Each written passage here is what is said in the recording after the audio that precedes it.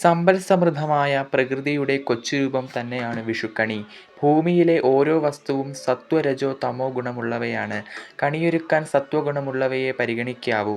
കണി വയ്ക്കുന്നതിനു ഉള്ള ഓട്ടുരുളി, നിലവിളക്ക്, വാൽക്കണ്ണാടി എന്നിവ തേച്ച് വൃത്തിയാക്കിയ ശേഷമേ ഉപയോഗിക്കാവൂ. വിഷുവിന്റെ തലേന്ന് കുടുംബനാഥയോ മുതിർന്നവരോ വേണം കണിയൊരുക്കാൻ. കണ്ണന്റെ വിഗ്രഹത്തിന്റെയോ ചിത്രത്തിന്റെയോ മുന്നിലാണ് കണിയൊരുക്കേണ്ടത്. അതിൽ വീട്ടുമുറ്റത്തുള്ള പൂക്കൾ കൊണ്ട് മാല കോർക്കുന്നത് ഉത്തമമാണ്. ചെത്തിമാലയോ തുളസിമാലയോ മുല്ലമാലയോ നിങ്ങൾക്ക് ചാർത്താം. പിന്നീട് ഭഗവാൻ അഭിമുഖമായി ഉരുളി വയ്ക്കുക. ഉരുളിയിൽ ഉണക്കലരി പാതി നിറയ്ക്കുക. പിന്നീട് ഒരു പറയിൽ നെല്ലും വയ്ക്കുക.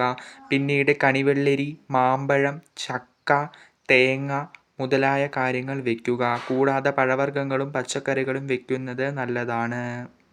ചിലയിടങ്ങളിൽ നാളികേരം പൊട്ടിച്ച് എണ്ണയൊഴിച്ച് തിരി കത്തിക്കുന്നതും ചിലയിടങ്ങളിൽ നാളികേരം പൊട്ടിച്ച് നാണയമിട്ട് വയ്ക്കുന്നതായും കാണാം. നിങ്ങളുടെ ഭാഗത്ത് ഏതാണ് ചെയ്യുന്നതെങ്കിൽ അതനുസരിച്ച് ചെയ്യുക. പിന്നീട് കദളിപ്പഴം വയ്ക്കുക. കദളിപ്പഴം ഉണ്ണിക്കണ്ണന് പ്രിയങ്കരമാണ്. നാരങ്ങയും നെല്ലിക്കയും ലക്ഷ്മീദേവി സങ്കല്പത്തിൽ വയ്ക്കുന്നതാണ്. പിന്നീട് ശ്രീഭഗവതിയെ സങ്കല്പിച്ച് ഓട്ടുരുളിയുടെ നടുക്കായി വാൽക്കണ്ണാടി വയ്ക്കുക. അതിൽ സ്വർണ്ണമാല ചാർത്തുക. കണിക്കൊപ്പം സ്വന്തം മുഖവും കണ്ടുണരാൻ കൂടിയാണിത്. ഏറ്റവും പ്രധാനമായ കണിക്കൊന്നപ്പൂക്കൾ വയ്ക്കുക. കണിവെള്ളരി ശ്രീമഹാവിഷ്ണുവിന്റെ മുഖമായും കണിക്കൊന്നപ്പൂക്കൾ കിരീടമായും വാൽക്കണ്ണാടി മനസ്സുമായെന്നാണ് സങ്കല്പം.